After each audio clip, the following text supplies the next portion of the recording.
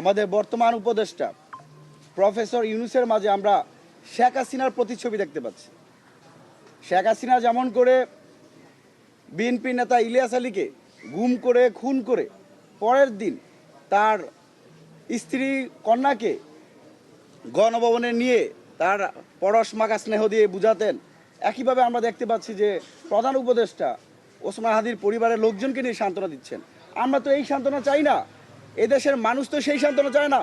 যেখানে শুক্রবার দিন বিজয়নগরের মতো রাজধানী গুরুত্বপূর্ণ একটা পয়েন্টে প্রকাশ্যে গুলি করার পর সেই শুটার ফয়সাল করিম মাসুদ এবং তার সহযোগী মোটরসাইকেল চালক আলমগীর পল্টন থেকে মিরপুর, মিরপুর থেকে আশুলিয়া, আশুলিয়া থেকে গাজীপুর, গাজীপুর থেকে ময়মনসিংহ এবং পরবর্তীতে সেই সীমান্ত দিয়ে ভারত পালিয়ে যায়। আর এদেশের মানুষ আপনার কাছে অ্যাকশন চায়।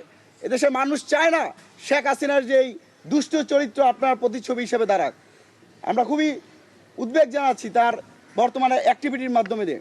প্রায় শুক্রবার এই ঘটনা ঘটলো, আজকে সোমবার আপনাদের সাথে কথা বলছি, প্রায় 4 দিনের মাথায় এখন পর্যন্ত রাষ্ট্রযন্ত্রের মাধ্যমে একটা তথ্য আমরা ঠিকমতো পাই নাই।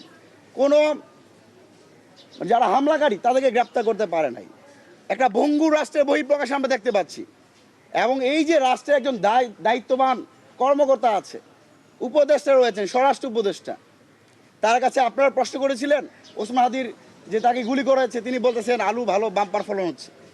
এরকম একটা অপদার্থ অর্থ উপদেষ্টা এদেশের 18 কোটি মানুষের স্বরাষ্ট্র উপদেষ্টা মানুষের জানমালের নিরাপত্তা দিতে পারবে না।